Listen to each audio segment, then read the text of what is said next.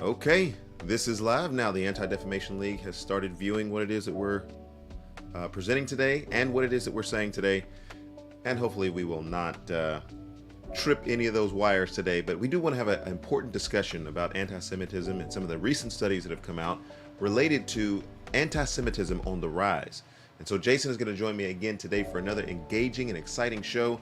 We're going to be talking about a very important topic, and then as always, we come back from a Christian perspective, a biblical perspective, and try to give what is the rationale for believers to engage these issues and to talk about these issues with some substance and some degree of discipleship, evangelism, and encouragement for the church. This is the Way Forward show. This is what we do every single week. And so let's invite Jason to the show.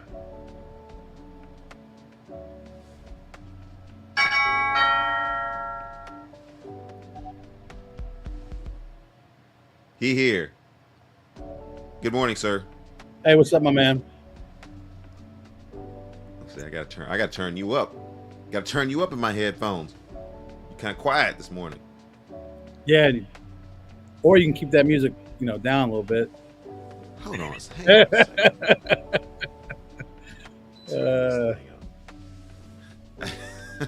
I'm in my palatial estate here, and there's all sorts of background noise going on around here. Well, yep. You look like you've arrived. We Grand started in the back. We started at the bottom. You know what's crazy, bro? Is the first time you showed that background. I had no idea you could do like filters like this, and so you were staying at a friend's house in Texas. I'm looking back like, dang, well, you got some good friends. Like that's a really nice place. I was so like, man, that's a nice place where you are. No clue it's a filter. No clue. Well, one of the times it was not a filter, and that was a really nice place that I was staying in Texas. Yeah. Then I saw you like the following weekend at your house. I'm like, bro, I've been to your house. Like, like that's your house. Indeed. Your house is better than that. Kelly's there. My palatial estate. Well, check it out. It's the Way Forward show. We got an important episode today. You sent me an article that we started looking at yesterday, and I read through it, and I was thinking, man, we really do need to do a show. We did the Israel-Hamas when the war started. Now there's some new recent findings that come out, some alarming statistics that are out there. And we should talk about that today and try to unfold, I think at the beginning of what we're doing, some confusion. And so let us get started with the regular tagline here. I'll give a couple of the disclaimers for the show, and then we'll pray, and then we'll get started for today. It's the Way Forward show. Jason and I are in the house today. Your comments, we're ready for you. This is a live show. Guys, we're not ducking this. We're not dodging it. We're not pre-recording it. We want you to comment today. We want that smoke. Bring it. Government officials insist that All right, a couple of things that we need to get out of the way here in terms of the source material that we're going to be using, some from Fox News and some from other sources. They are all covered under the Copyright Act of 1976, Fair Use Clause for criticism, comment, news reporting, teaching, scholarship, and research. All right, if you're not already part of the 144,000 that are part of the show at this point, then go ahead and like and subscribe to the show. It's the Way Forward show. We do this every weekend, well, most weekends. And we want to have you guys be a part of that, not to miss a single episode. Love it. All right, sir. You want to lead us in prayer? Father, thank you so much for your goodness today, and thank you for this discussion. And I just pray for wisdom and discernment as we talk, and fairness, Lord, intellectual integrity, those kind of things, that we would be truthful and mindful, considerate, but helpful to the church, we ask. In Jesus' name, amen. Amen. All right, Jason. Let's get to the first thing that I wanted to show today, which is, I've got some good show notes for this, and also that article that we're going to be talking about in earnest. But I wanted to try to clear up any confusion. But in order to do that, I wanted people to hear some of the explanations and things that are going on here. Just people on the street who are thinking through this issue and trying to come to terms with. Anti-Semitism. Maybe you should start just real fast. What is it? Like what is anti-Semitism? All right. Because that's the big idea where we're looking at anti-Semitic ideas, views, feelings, whatever. What in the world is it? Yeah. And so I had defined it in my notes for today as, well, Jewish hate. Yeah, I mean, hatred toward Jews. And then does it ever go beyond in a variety the Jews? of ways and a variety of reasons. Does it ever go beyond the Jews? Is it ever used as like for Arabs in general, or is it just really specific for the Jews?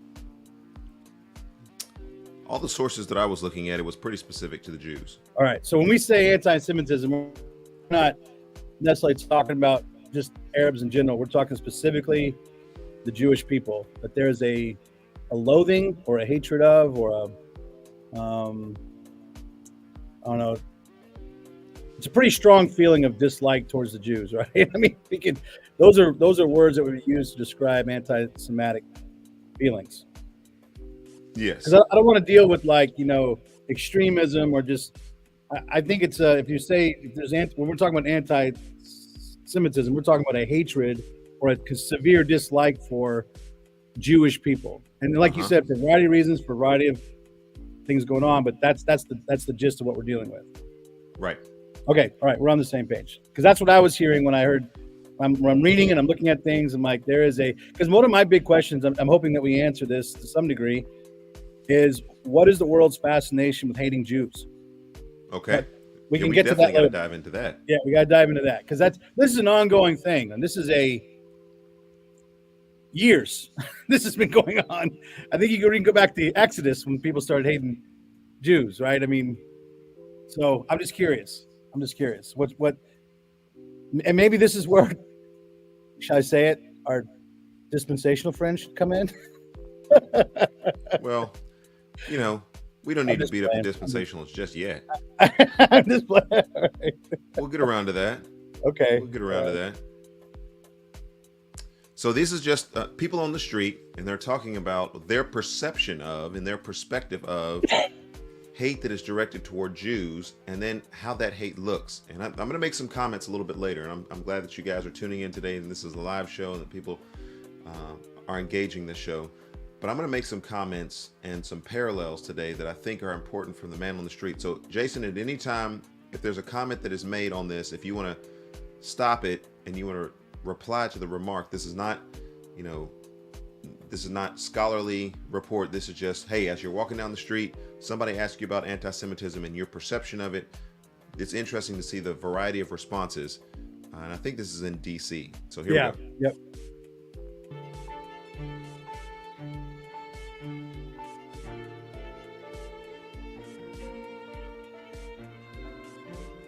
Getting better or worse? It's getting much worse. I think it's about the same. I think it's gotten worse. It's most likely growing. I think it's getting worse because there's a lot of people suffering. I think in the universities it's gotten worse. There's a confusion between anti-Semitism and anti-Israeli, and they're confusing the two. There's been an increase in anti-Israel thing, which has been interpreted as anti-Semitism. Okay. That's the first place that I wanted to stop it. I've seen this a couple times. That's interesting. I've never heard it put like that. I kind of like it being put like that. In the sense that if we're talking about Israel and the way that they conduct warfare, modern warfare, if we're talking about Israel in the sense of diplomacy, ceasefires and those types of things, and then being critical of the timing of those things, being critical of the methodology of those things, obviously we don't ever know what all governmental secrets, governmental plans are. And so from our perspective, it's rather quite limited, but that has never stopped an American at all from being critical of the way the government responds to anything.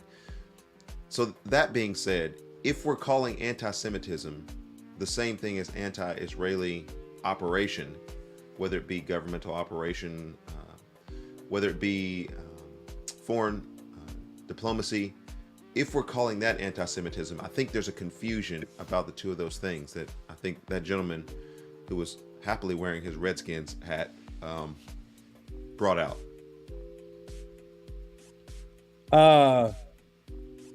Yeah, I guess my first thought was when he said anti-Israel, I kind of went to the whole existing of the state of Israel. Okay. That's kind of what I was here. I mean, I hear your point. I mean, actually, as I'm listening to you, I'm thinking, yeah, I could see that. My first thoughts were, Jewish people can be Jewish people all day long as Israel does not exist, because it's rightfully, according to the argument, rightfully Palestine's or whatever. I don't know. It'd be kind of fun to ask him to clarify on that, but that's what I was hearing. Yeah. So you would say that Israel is okay to exist. It's just the way that they're conducting their business is wrong. Oh, absolutely. Yeah. Okay. Yeah. So okay. So the way they're conducting business I got is wrong. the good book right here in my hand now. I'm not going to be acting crazy on this show. Hey, a good dispensationalist has got to.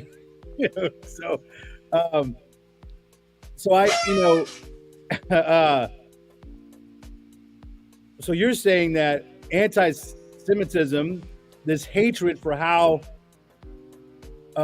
Israel is conducting business, is bleeding onto Jewish people in general. Because these anti-Semitic people are really not necessarily hating on Jewish people; they're just hating on Israel for functioning the way they're doing it. Is that correct? I think for our discussion today, that is the point of confusion for a lot of people. Okay. Is so you think critical. You think that being Jewish in general is fine. They don't have a problem with that. It's just that they don't like the way Israel is conducting business. It's interesting because I'm going to bring a perspective here today that I think should be appreciated and should be a concern and talking point among African Americans in the United States. Now, I don't like that term, but I had to condense that down to a discussion in a particular community that has a particular goal in mind in a particular application.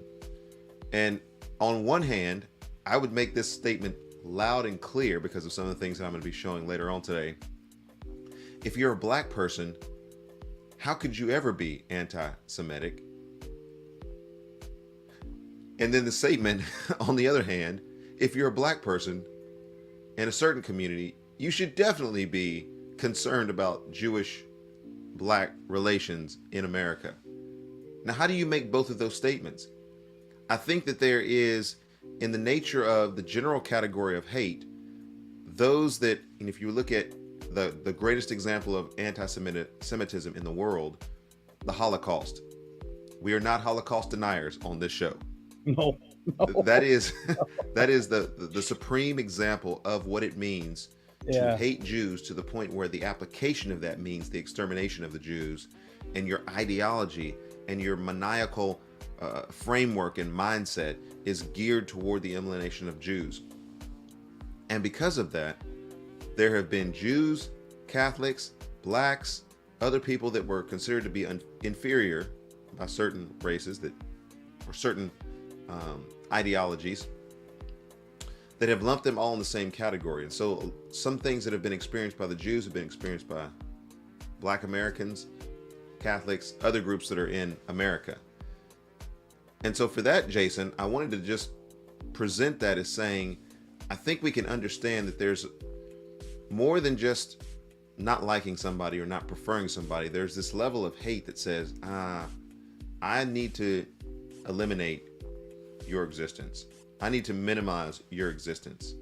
That's my feeling. I don't think they like the way Israel's doing business, but I really think they just don't like Jews in general.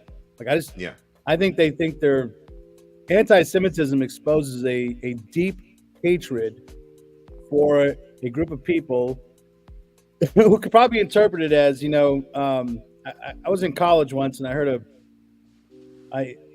somebody was busting my chops because I was new in theology, probably reading a dispensational book or something, and I talked about God choosing Israel and Israel being God's people. I was in a very liberal university, so that was Zionist and that was, triumphalist and whatever, and how can you say that they're God's special people? When I talked about that, it's amazing to watch the room get so angry at me because I said that God had chosen a specific people for himself.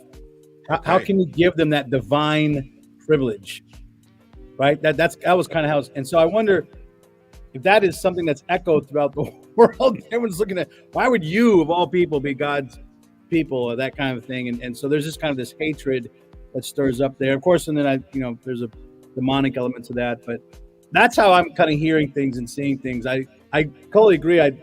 I question some of Israel's policies because they're kind of funny that way with the way they do things. But in my heart of hearts, what you said about that level of hatred that just kind of says, I need to eradicate, I think that really is at the heart of anti-Semitism.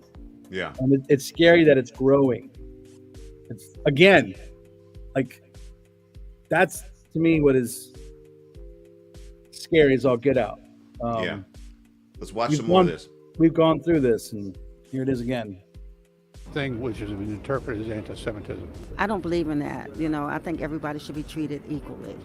No matter where they are, where they're from, or what ethnic group they come from, everyone should be treated equally. I don't think no life is no better than any other life.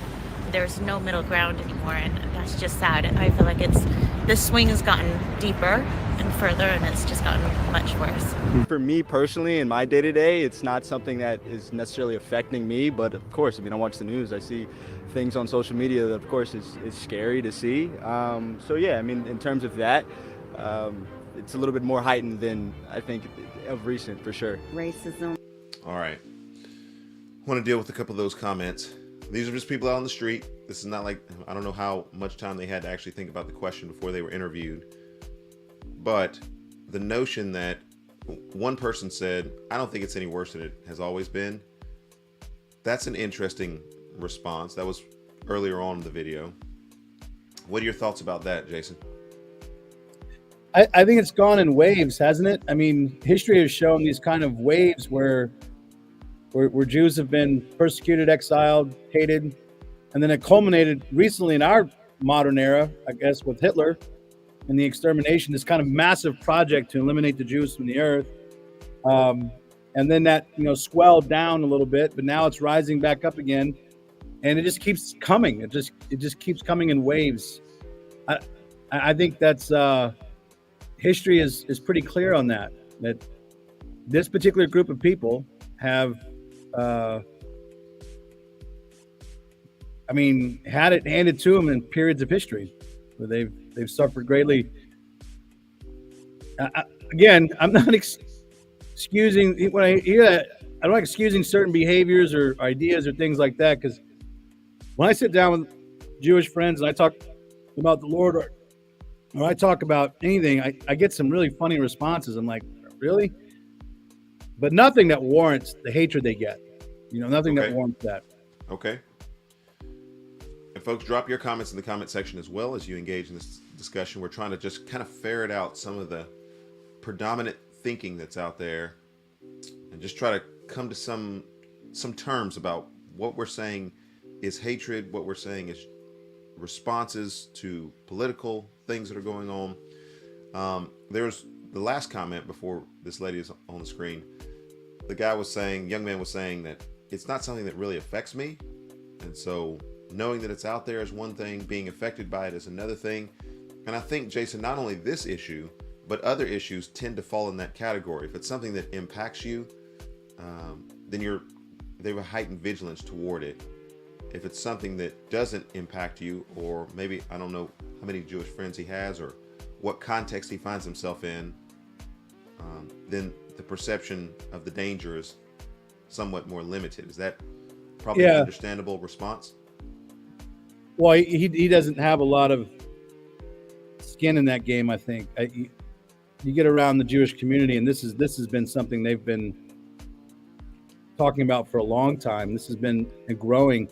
You got to understand, Great Britain, France, and Germany, have seen massive anti-Semitic movements happening. Of course, you have the influence of Islam, right, growing there. but kind of the new anti-Semitic things are coming out of those three countries.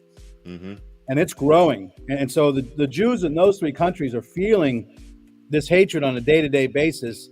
And of course, what's happening in Europe always makes its way over here because we're just so deeply connected and the world's so global that you're seeing the same ideas and the same feelings making their way across the West, which is supposed to be the safe haven for all people, right? Like the lady said, like all people should be able to live here and be fine. But that's not happening inside the West, and you're seeing it increase in Germany, France, and Britain, and so this gentleman obviously is not rolling in circles, or that is strong, gentleman. Right? Yeah. Something to think about too. First, we talked about this has been going on a lot longer. Like, Psalm 83 is a psalm that's used oftentimes, I think, to kind of a period of anti-Semitism that the Jews are going through in the Bible, right? Okay. And so, if you just listen, I have it pulled up. Oh God, do not keep silent, do not hide your place and be still, oh God. For behold, your enemies make an uproar. Those who hate you have raised their heads. They lay crafty plans against your people. They consult together against your treasure ones. They say, come, let us wipe them out as a nation. Let the name of Israel be remembered no more. For they conspire with one accord against you that they make a covenant. The tents of Edom and the Ishmaelites and Moab and Hagrites, Jabal and Ammon and Amalek, Philistia and the inhabitants of Tyre, Ashur also has joined them. They are strong-armed, the children of Lot. And what he's saying there is all these nations surrounding Israel have conspired in a covenant-like mindset to wipe this nation off the earth. And this has been going on since back early in Israel's history, right? As long as they've existed. And there have been waves of this. The only thing is this covenant among nations seems to have grown beyond the region and into Europe and into the West. You know what I'm saying? Because people are adopting these ideas of anti-Semitism, right? And that's coming straight from the same ideas and things they were dealing with early on in Israel's history. And so I think this has been an ongoing issue that has been welling up and simmering down and welling up, and it's not going away. And we're in a period right now where this young man right here is going to probably wake up one day and say, wow, this really is affecting me. Like I'm in the middle of this because it's going to well up so much and he's going to be so overwhelmed by it. And the popular thread of the day is going to be, hey, the Jews are bad. We need to do something about this. Yeah. And so I still want to stick with something that Martin Luther King Jr. said, that injustice anywhere is a threat to justice everywhere. Right. And I think that perhaps I don't know this young man.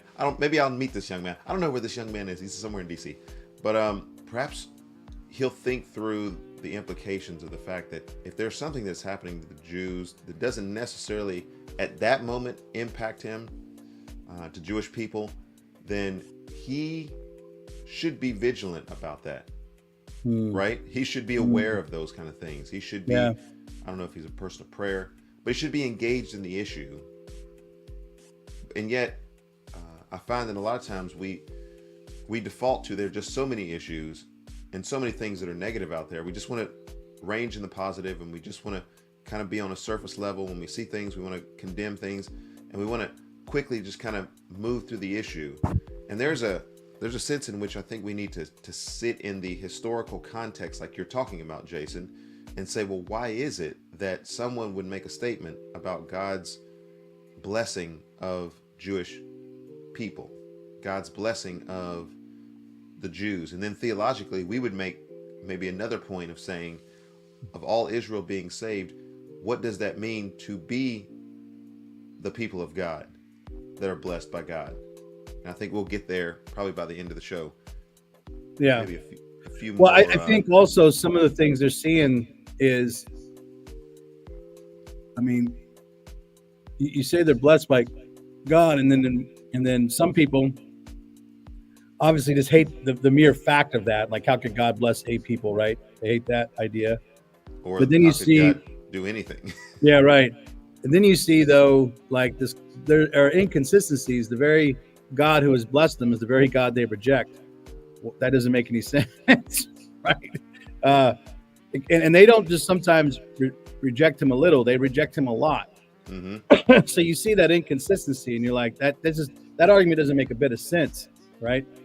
But you just got to go back and read through history, and that God's been dealing with that the entire, since He brought him out of Egypt, and so it does say something important about God. Let's get a few more responses, sure. and then your Racism, responses as you watch the show today. Treating people terribly. A lot of God, it's a whole lot of stuff going on. It's sad because hatred is a negative environment, and nobody shouldn't want to be in that type of environment. It's rather shocking, actually, how many people side with anti-Semitism and just hating people. I mean, it's so easy for us just to love and get along. All of us want that. All of us want to be included and loved. Love is all you need, friends. Love is all you need.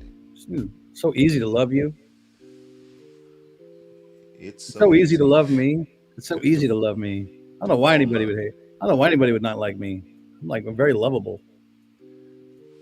Sheila's watching this morning. It appears the world culture is openly proclaiming anti-God, regardless of what some call it. And I think that that's the point of what it is that we're picking up in a lot of the sound bites that are out there. There's a vibe there, isn't there? Yeah, there's a vibe there. There's some similarity there. Thank you for that comment there, Sheila. Sheila's coming on the show next week for the Erskine Music Show, and so can't wait to have her on as a special guest.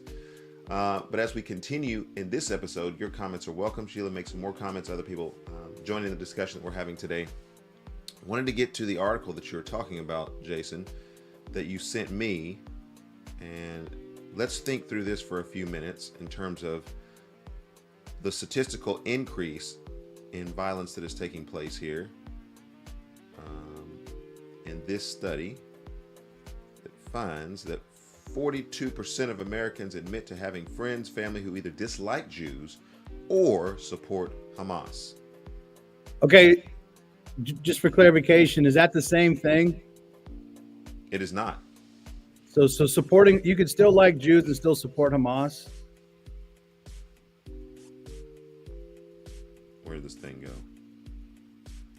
Where'd this thing go?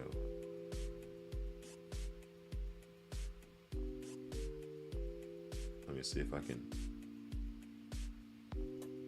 That's an interesting question, because I personally cannot support Hamas at all. Like I think Hamas is a terrorist organization. They're not a legitimate government.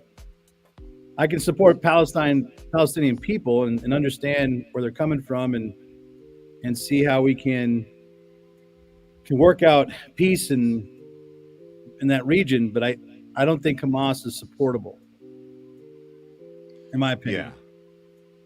I think they're of the devil.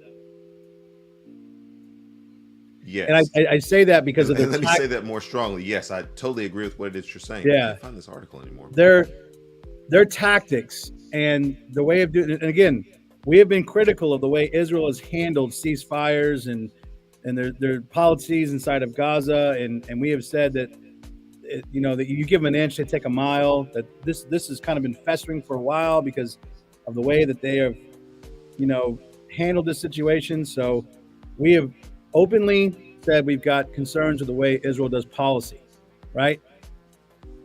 And we're as critical of Hamas and their policies and their tactics. And like that October 7th thing is just from the abundance of the heart comes that nonsense. And to me, that's not supportable. So I can't say I support Jewish people and support Hamas personally. I can't do that. I disregard Hamas altogether, and I can still support Palestinian people. I just don't think that government is wise, is good. I don't feel necessarily compelled to do this, but I mean, I think your words kind of carry for the both of us on this particular issue, because there's a certain, and I know that you could argue there's a political legitimacy for Hamas because they're elected Ah, rulers yeah, in yeah. Gaza and Palestine. However, there is a certain illegitimacy to the rule, the control, the advocacy of Hamas at virtually every level, except for the fact that they're a counter voice to some of the Israeli incursion into what they consider to be their territory, and what has been talked about is in terms of their territory. They're an illegitimate source, a terroristic organization, and one in which, here's my question, Jason, and for the audience, does it surprise you that at the university level and among college students and among younger audiences, in which that article, if I'd been able to pull it up, talks about, does it surprise you that there's so much pro-Hamas support? No. Neither of us can do anything except condemn their actions and atrocities and the ways that they have presented themselves. And yet, even when we talk about things in that regard, Jason, I think we're missing an essential element in what is our overall picture of what the gospel means in reference to everyone. We'll get to that, I know, at some point.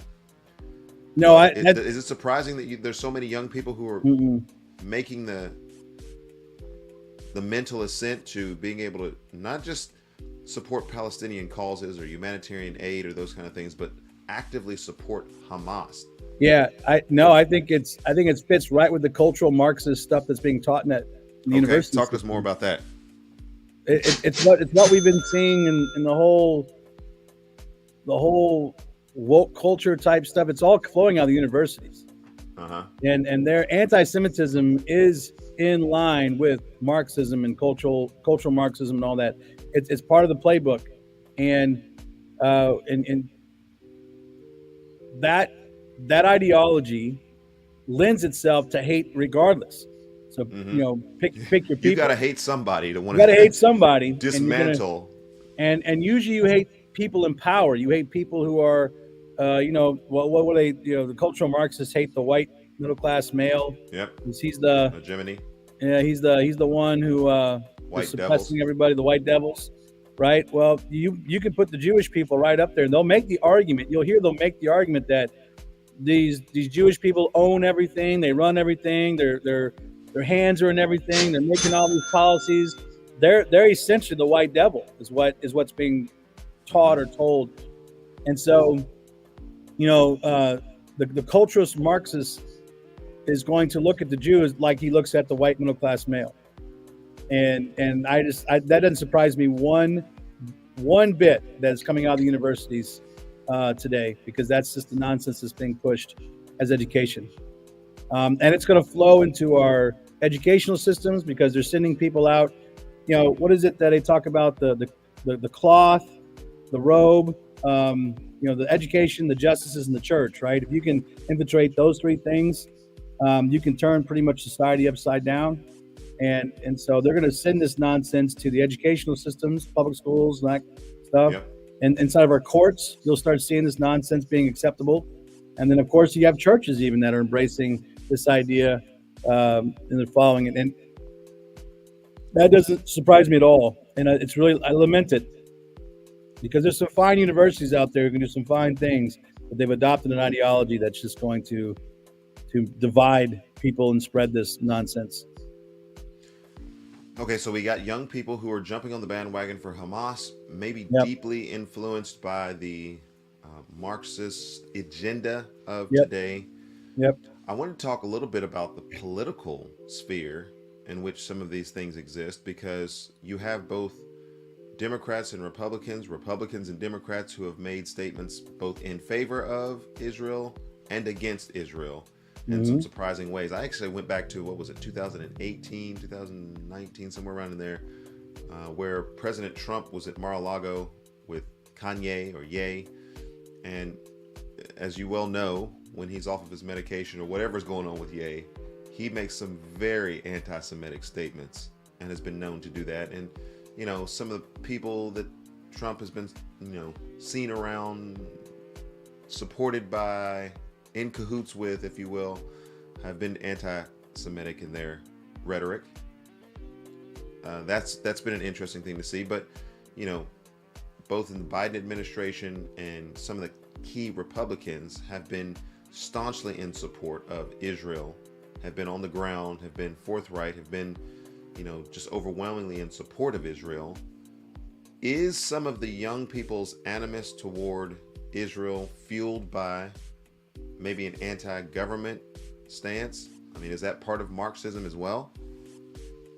Like the government in general. Yeah, you got Republicans and Democrats. They've all got to have the themselves over revolution, Israel. right? You got to topple everything and turn everything on its head. So, yeah, that's such a weird duck because, you know, It is. because Trump is still courting what used to be the moral majority, right? I wouldn't say we're much of a majority now, but he's definitely courting the Christian camp because many of your Christians are conservative minded and and you'll notice there's probably a deeper divide among younger Christians that are necessarily not for Trump than say your older ones, right? And I think you'll see some of that. But he has to be careful there because it's been long withstand that the Christians of America typically are massively in favor of Israel. Now, to be fair, I saw Trump last week and he was massively in support of Israel. He has to be. I mean, regardless of how he feels personally, there's no way he'll win the camp if he goes, especially the kind of people he's courting. I mean, he's courting your pretty strongly conservative Christian people who have strong convictions about Israel, that's God's chosen nation. And boy, anybody who rises against Israel is going to get squashed. I mean, that is taught from Sunday school all the way up, right? And so he cannot come out against Israel at all if he wants to keep his base. He can't. Yeah, and so just by going by his public statements, I'm going to say he's in support of Israel. But again, that's one of those tricky things where... But he's rolling with people who are kind of funny, right? Like, this is why I think some of the liberals kind of look at Trump and kind of tilt their head, because on the one hand, he's pro-black community. He's in that he rolls with people who have been openly not. What's going on there? Yeah. You know, I'm not saying just because birds, you know, or the birds of, well, has the saying go, birds of a feather flock together. Birds of a feather flock together. You know, like my mom used to tell me that all the time. Like, who you rolling with is who you rolling with. That's gonna be who you are, and so you got to watch that. So it's interesting that, and politicians are notorious for saying one thing and actually feeling something else or believing something else. So people look at Trump wisely sometimes and say, man, you say you're pro-black community, but then I see you rolling with people who may not necessarily be that way. You say you're pro-Israel, but I see you rolling with people who are not. And maybe he says, well, that's just the way politics works. You got to roll with all kinds of people. Yeah. I don't think he's ever really been criticized for that and some other things. I think there's sort of blinders on when it comes to Trump.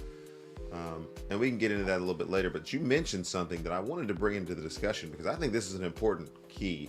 And I didn't know where to put it in the discussion, but I think it's something that needs to be said in this discussion. And it's the black community and the response, because I'm about to show a video from a Super Bowl ad, but the black community, and if we're talking about Kanye or some of the others that have made these kinds of statements, in that entertainment and music and all those spheres are typically dominated at the top from the financial base and from the managerial side of things from some who are Jews.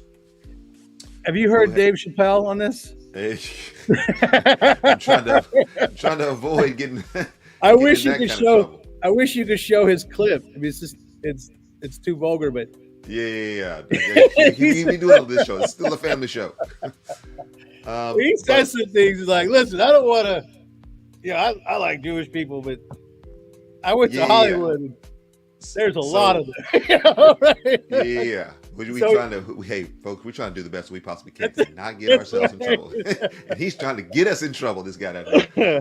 But so much of that is, you know, this conversation I think needs to be had about the ways that in rap music, hip hop music, the African American culture, black culture in America is portrayed, which is in a very negative light, creating some very negative stereotypes and negative expectations in certain communities. And it's kind of this push and pull in that argument, right? So black people are allowing themselves to be portrayed in a certain light because it's financially beneficial to them. But what has become financially beneficial to them is doubly more financially beneficial for the guy on top. Yeah. The guy on top. Yeah. And so the criticism that says, you know, it's kind of like the black people who have had a confrontation or encounter with a white person that wasn't pleasant, and then they reason from that, small sample size, I don't like any white people. And I've heard black people say that, all white people are bad. I don't like any white people. And this is a negative thing that is happening in the black community, among black entertainers, that sometimes there's a perception and a stereotype that does not fit with the actual cultural understanding, that creates a cultural perception about black people that is negative. And so what do we do with that discussion? Because I can come out and I can say the exploitation of the black community for economic gains among some is not a good thing. I'm not against all Jewish people. You've heard me say that several times on this show. I don't think there should be any question about that. But I'm not in favor of this particular practice that is going on among some in the entertainment industry. And since I'm in the entertainment industry, to some extent, it's an issue that I'm aware of. And it's an issue that may not affect other people, but I'm looking at that and saying, well, is there exploitation that's going on here? Is this a situation where black people need to be more aware of what's going on and say, I'm not signing that deal. I'm not singing those songs. Well, certainly that should be part of the discussion as well. Why are you letting yourself get taken advantage of for filthy lucre? That's complex. Break it down. Break it down. You got a doctorate. Break this down for us. I don't know how much I'm allowed to speak into that. You, sir, can speak for the white community, and you also can speak for the black community. What should black people do? Yeah, I think they should run from that deal as far as they can. I think you've hit something spot on. That there is an exploitation there, and it is not good. It is create. I'm going to ask this question: do you think that some of the anti-Semitism that can be happening, right? Because there is this perception that, say, let's just take the entertainment industry, for instance, because since you brought that industry up, that there is a prominent representation of Jewish people at the top in that industry. Okay, there's a prominent representation of Jews there, and I'm being kind and polite. So, right, so I'm just saying, there's a lot of folks there. They're signing these deals to take these young African-American men who are talented and gifted, having them sing songs that are going to make a ton of money, but they're going to exploit the black community and give a really bad vision of life for a lot of children and a lot of people in that community. And they're going to take all that money and they're going to create a few elite African-American men and women, right, who are getting paid. And then they're going to say, well, hey, we give back to our community, so it's okay. You hear what I'm saying there? Oh, yeah. So now you have this class of, okay, these guys made it to the top and they're making the money and they're living large, right? And they're, they have their agents and their people above them who are making tons of money off this community. And we're supposed to be okay with it because they're giving back to the community, even though the message is actually destroying the community. Now, who's at the top? That is the controversy that D1, the hip hop artist, Rapzilla's 2023 artist, spoke to. It's cooking up this poison, and this is affecting the community more than the turkeys that you say you're giving out. That's right. The diapers and the turkeys, and I'm giving all this diapers and the turkeys and everything that you're giving back to the black community. Thank you very much for that. But here's this poison that is impacting the minds of people. It's actually pushing down. And you have these people at the top. Now, if the people at the very top, let's just say, are Jewish executives, then you can understand why people are having hate towards these Jewish executives if they start to realize what's going on, right? I'm not saying that's what's happening. I'm just saying put anybody at the top. The person at the top who's running this whole thing, this kind of scheme, that person is going to be hated. And I wonder if what's happening inside the Black community and maybe even the poor community in general, or the Asian community, the Mexican community, I don't know, whatever community is really buying into this type of entertainment or music is starting to realize, hey, I see who's at the top, and I don't like that.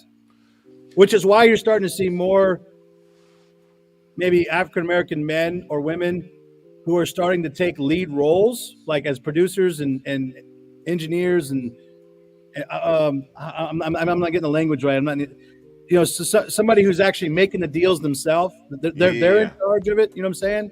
Instead of having this person at the top, say Ice Cube is at the top, right? Ice at the top. He's the one who's making the deals. Are you starting to see some of that push? Like, am I hitting something here, or like? Well, here's the deal, and here's why I want to bring it up, because this part of the conversation is so challenging. It's so difficult because on one hand, we've already identified cultural Marxism and some of the things that are related to the takeover, the redistribution of wealth in society, and all those different things. There's a lot of people who believe that when you see Black people in starring roles, it's a response to this woke agenda of saying, well, Black people may not be qualified to do these sort of things, but because we have to put a Black face, or it's almost like you can watch any commercial now and it's going to have a certain ethnic flavor to it. Now, it is. Is that ethnic flavor there in that commercial because that reflects society? Well, maybe yes, it does in some cases. Or is that ethnic flavor there because we need to get, Cinderella needs to be Black now. Little Mermaid needs to be Black now, because that's our cultural agenda of like repositioning Black people. And so I've heard Candace Owens come out and say things to the effect of, I used to think that Black people who were in a position where they were pictured or exalted were there because of their actual talent. But now, when I see Black people who are exalted in society, I believe that they're there just because somebody had to fill a quota. And that is a detrimental thing. Wow. Because what happens to actual Black people who are in position because of their talent, right, and their ability? Or they're there because they have a executive who is looking for Black talent and says, hey, I like what you're bringing. I want to put you here because you are, which is what you're saying, like that talent's out there. It's not just because some Jewish executive or white executive puts you there for a woke agenda. This guy actually sees talent, says, I want to put you there because this is the movie I'm making, this is the video I'm making, this is what I'm doing.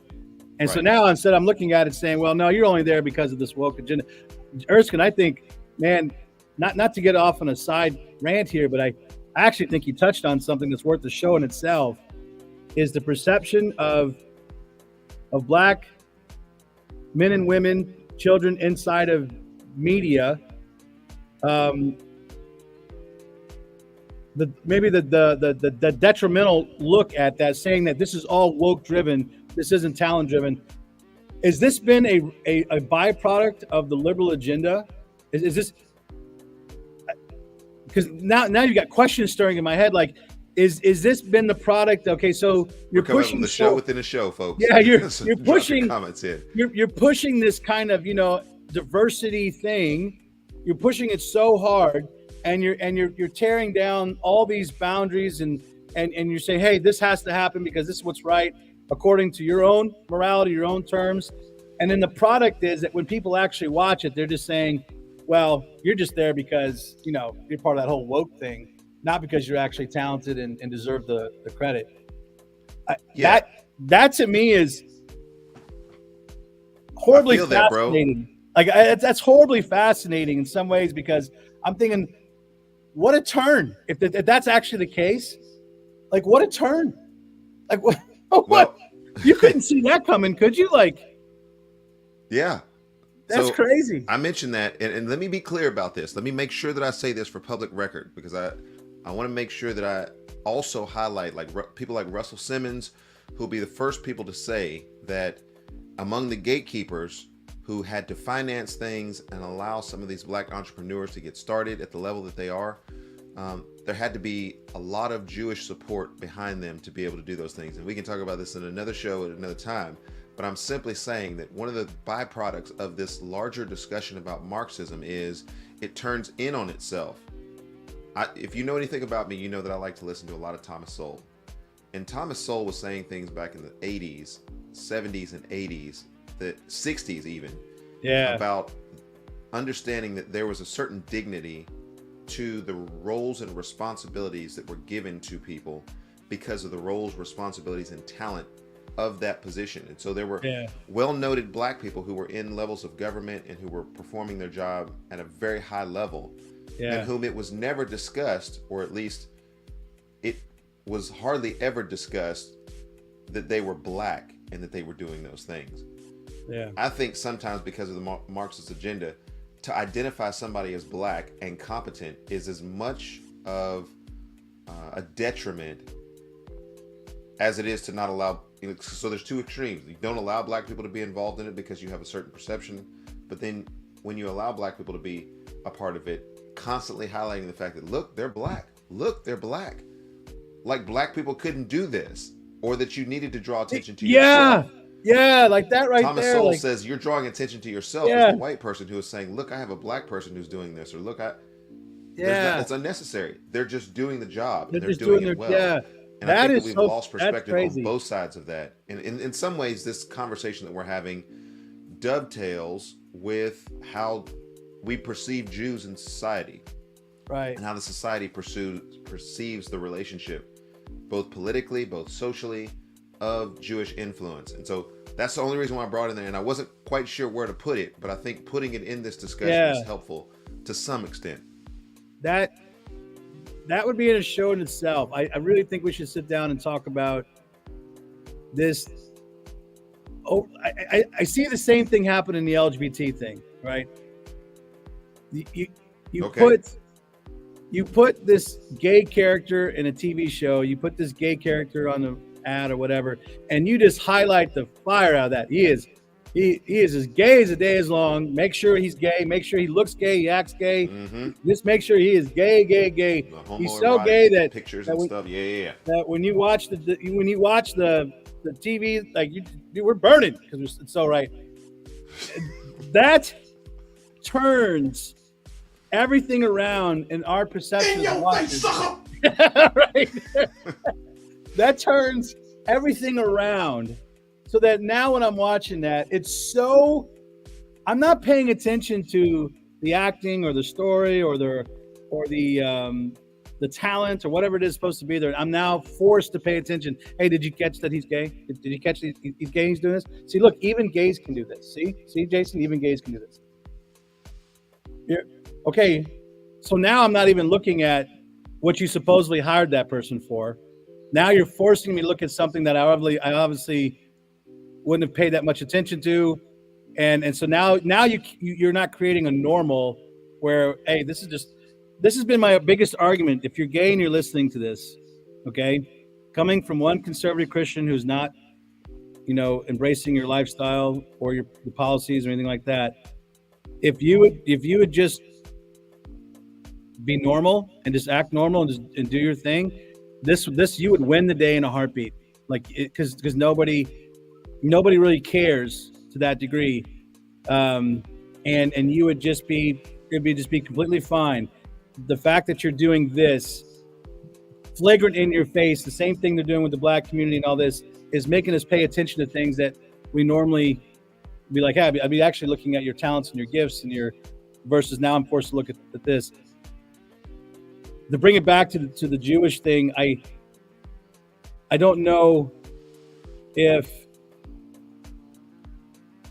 is that being pushed by predominantly Jewish people, Erskine? Do you think? What is the that? What is that? What we just talked about, this whole idea that we're going to push this. They're not, obviously Jews are not pushing cultural Marxism. I don't know, maybe they are, but I would think that would be counterintuitive, productive to do that. I would say no. You would say what? I want to say no. Right. So, but are they pushing this idea of making much of things, like you said, that are taking our attention off of the talent and the gifting and focusing on something we shouldn't be, that's having an adverse effect on us as consumers. Are they pushing that? And is that causing problems?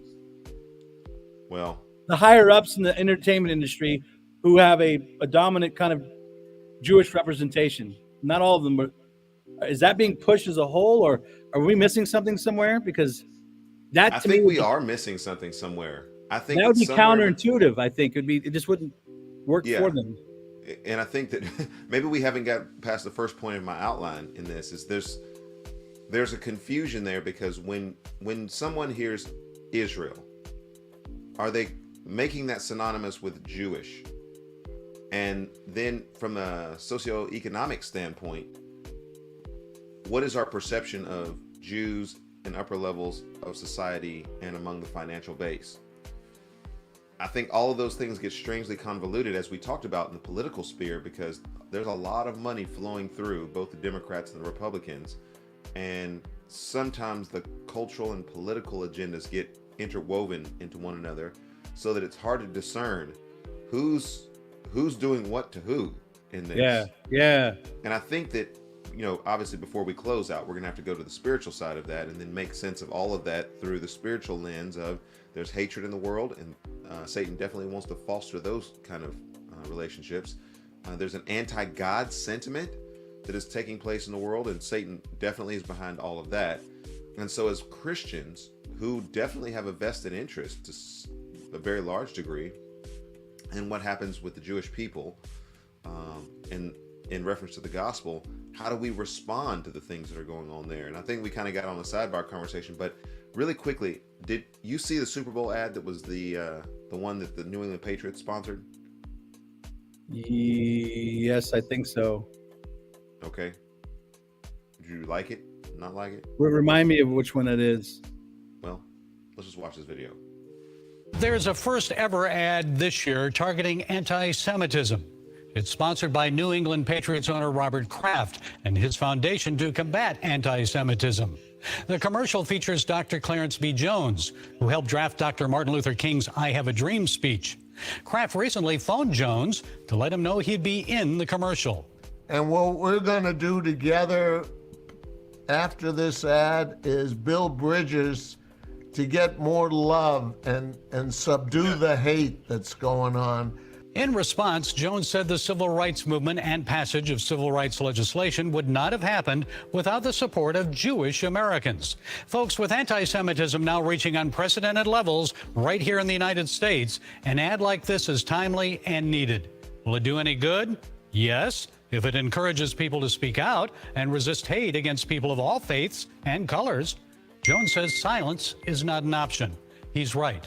And during this Black History Month, I'd like to add another statement that Reverend Dr. Martin Luther King would have endorsed. If you're tempted to hate or discriminate, always let the Holy Spirit be your guide. All right. Your thoughts? Well, I think it's basic. Love your neighbor as yourself. I mean, that's the overarching command. Love all your neighbors. Red, yellow, black, and white. Gay, straight, able, disabled. All the tags we can come up with to categorize people. The bottom line, your neighbor's your neighbor. And the church has to be at the forefront of speaking truth on the one hand, confronting injustice, confronting those things, but at the same time, dealing with being a good Samaritan and having that compassion and sacrifice. There's another element to this that would be interesting, where there's an eschatological element to this that I don't know if it's worth talking about, but I have read before that there is an eschatological view that holds that the Jews have to be persecuted, so to speak, before the Messiah returns. Have you heard anything like that? I'll send you the article I found on this, that there is because they renounced Jesus, the Messiah, when he was in physical form, that there was going to be this kind of always pushback against the Jewish people. Huh? Is that a chastening of the Jewish yeah, right. And then essentially to make them jealous, so to speak, to call out to the Messiah to come and what you saw in Exodus, so to speak, right? The 400 years of suffering to call out to God to come save them. There's this idea that they're going through the same thing to call out for the Messiah to come, and then that's going to hearken in. That's going to bring in the ushering of the second coming of Christ. It's kind of a hyper interpretation of Romans 10. It's interesting. It's out there though, and I think it's in there among churches, and churches got to watch that, because then they'll begin to justify why the Jews are being persecuted, and not that you should ever do that. You understand what I'm saying? That's kind of like the Black Hebrew Israelites do with slavery. You can say that, hey, well, they had this coming because they rejected Jesus, and so they're just going to have to deal with this. That's not the way to approach this at all. Yeah. You know, and you will let. I mean, the Holocaust proves just how far man will take his depravity toward a group of people, and the church was involved in that to some degree. The church in Germany did not stand up to Hitler and did not do a good job. The underground church did a good job, but the state people involved in the overarching church did not. The church cannot stand and be that again. We cannot have that kind of witness. We have to stand up and protect people. We have to love our Jewish neighbor and our Gentile neighbor. We have to love them, and you have to try to fight to keep the peace between all of them. And so I just throw that out there because I read it and I thought, man, I bet you there are people out there who believe that, and that, okay, well, this is kind of just God's plan, so just go ahead and let them be, you know, doesn't matter, and that's evil, that's wrong, you know. Don't go that route. And the church can come up with some funny interpretations, things, can't we? I mean, we can justify some things. So love the Lord your God with all of your mind, heart, soul, and strength. Love your neighbor as yourself. I personally do not want to walk down the street and be hated because I'm a white middle-aged male, a Christian, you know, who's supposedly a Christo-fascist who's trying to ruin democracy. And just as I would not like that, I know that my Jewish neighbor would not like to walk down the street and be hated because he's Jewish. Just like my black neighbor would not like to walk down the street and be hated because he's black. That's wicked. That's of Satan. It's demonic, and the church cannot participate in that at all. We are called to reach the nations and lay your life down, even just as our Messiah did. So I just cannot at all. I would be appalled if any of my people at all were participating in anti-Semitism or any kind of racial racism or something like that. I would have a fit. You know, we'd be dealing with that pretty quickly. Okay. I got to give a take on this. You jumped into it already.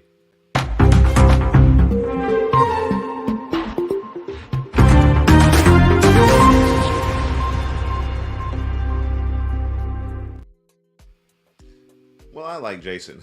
I want to say that it would be appalling to see that played out, and yet, Jason, where we find ourselves in church, where we find ourselves in the context of the human heart, is it is possible for us to hate. It is possible for us to look at even the clear commands of God and reject those things in favor of our own preferences, in favor of our own fears, and discriminate on a number of bases. That is really why the power of the gospel must transform our hearts, so that it must transform our thinking. I think that as Christians, as believers and followers of Jesus Christ, we have an antidote for all of this. We've kind of lumped some categories broad in this episode because I think they all fall under the rubric of desperate and wicked heart that needs to be redeemed. And so our plea for people to repent of their sins and to put their trust in Jesus Christ is not just one that is localized to the American context, but it is a global plea wherever there might be hatred, anti-Semitism that is found there, hatred toward various groups that are out there, so that the human heart and the human condition is addressed by the power of the gospel. As the church, we have the unique opportunity and I believe responsibility, especially in our day and time and in our context in the United States of America, to be able to stand with both Jews and Palestinians and confound the world by how we love them both. I've had some recent good conversations with some Palestinian friends who are believers, who have said to the extent where the very high and extreme pro-Israel support means that there's Palestinian hatred. Well, we can't accept that either. That's not an option for a believer in Jesus Christ. Where there is hatred toward anyone, where there is hatred toward various groups because of our political or even theological stance, we have to reject that. And we have to be about the business of kingdom and what that looks like as the Lord brings people to faith from every tribe and every tongue and every nation. And so I'm excited about the hope of the gospel. And I pray that after this episode, you too, who are watching this today and may watch this later on today, are excited about the hope of the gospel and what it means in this conversation and what it means in reference to us standing in the gap for those who need Christ. Amen. All right. Once I find that button, this You show find goes it. away. But maybe we come back next week, Jason, and we talk about that sort of loop, because I want to find some articles and I want to substantiate our conversation. And so I didn't see us going that way, but I want to maybe substantiate this in some actual conversation and maybe some peer-reviewed stuff that's out there, because there is this sort of dialectic, if you will, this contradiction in the discussion of how we both want to enfranchise voices and then we don't enfranchise voices, and what that means in a larger context. Well, we'll get to that. Yeah. And then in a couple of weeks, just so you guys know, if you guys can see in the background there, Jason is preparing his logos and all the different things for the Litchfield Christian School. Yeah. Its origins will be 2024. So we're going to be talking about education, and Jason's going to have an opportunity to show you guys up close and personal, and you'll hear from him some of the exciting things that he's engaging in up in Litchfield, and how that dovetails a lot of the purpose of this show, to have these courageous conversations that lead to a response among God's people. And you're going to get a chance to hear that in a couple of weeks. And so the next couple of weeks is going to be fire for this show, and I'm super excited about it. Amen. Amen. Government officials insist